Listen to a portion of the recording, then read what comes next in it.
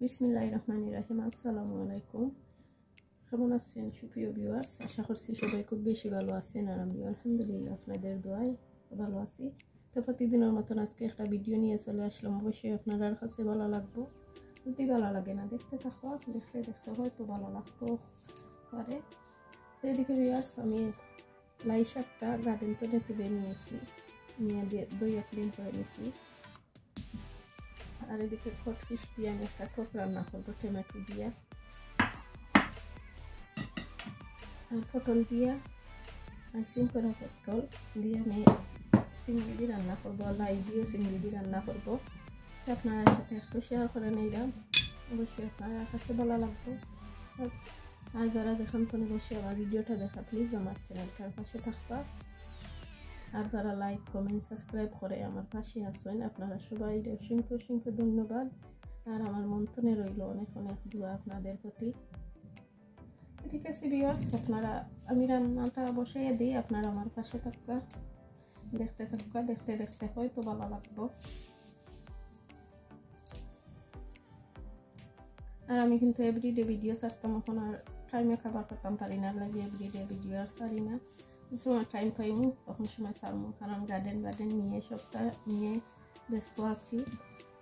আর summer time তো আইছে, এই জন্য একটা বিজি থাকি। আমি লাই শাকটা রান্না করে নিলাম, হাঁড়িটা বসিয়ে তেলটা দিয়ে নিলাম।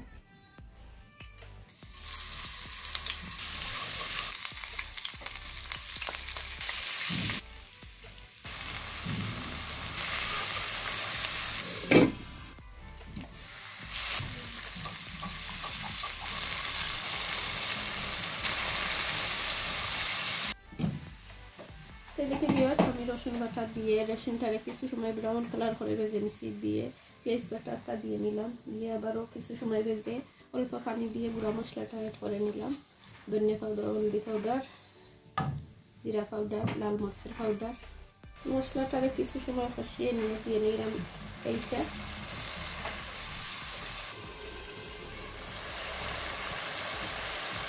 এখন দিয়ে নিলাম ভিউয়ার্স লাল পাতাগুলো।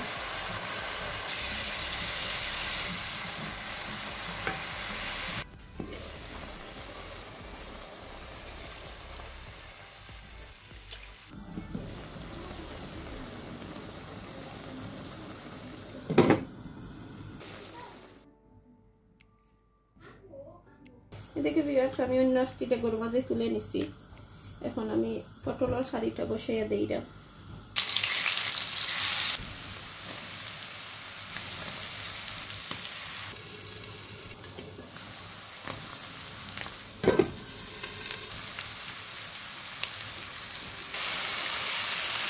এদিকে ভিউয়ার্স, আমি দিলাম পেঁয়াজ বাটা, রসুন বাটা, পেঁয়াজ কুচি সব কিছু দিয়ে একসাথে করে, আর পেঁয়াজের মাঝে ধনিয়া পাতাটা ছিল দিয়ে দিলাম। গুঁড়া মশলাটা অ্যাড করে অল্প পানি দিয়ে নিচ্ছি।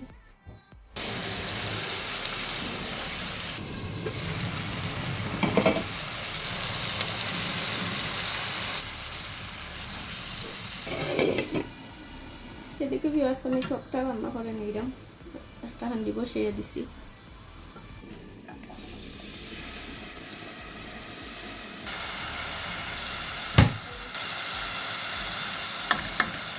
এদিকে ভিউয়ার্স, আমি রসুন বাটা, পেঁয়াজ বাটা, পেঁয়াজ দিয়ে ব্রাউন কালার করে ভেজে নিচ্ছি, নিয়ে দিয়ে নিলাম টমেটো, লবণও দিয়ে নিচ্ছি।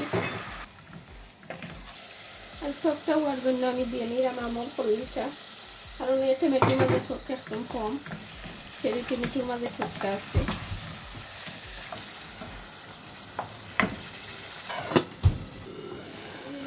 মাছগুলা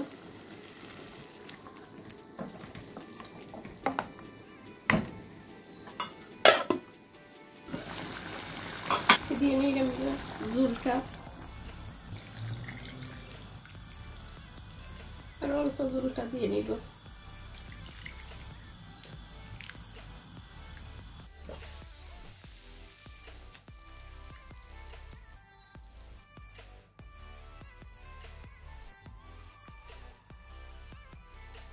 এটার দিকে ভিউয়ার্স, আমার রান্না করাটা হয়ে গেছে। লাই শাক দিয়ে চিংড়ি দিয়ে আমি একটা হাঁড়ির মাঝে নিছি। টক কটফিশ দিয়ে আর পটল দিয়ে চিংড়ি দিয়ে, কারণ আমি একটু জাল কম দিছি।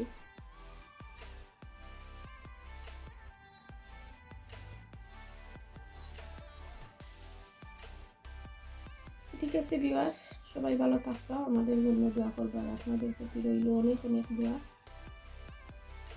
আর আমার কথার যদি কোনো ভুল ত্রুটি হয়ে থাকে ক্ষমা সুন্দর দৃষ্টিতে দেখবা। আবারও কোনো একটি ভিডিও নিয়ে চলে আসবো। আল্লাহ হাফেজ, আসসালামু আলাইকুম।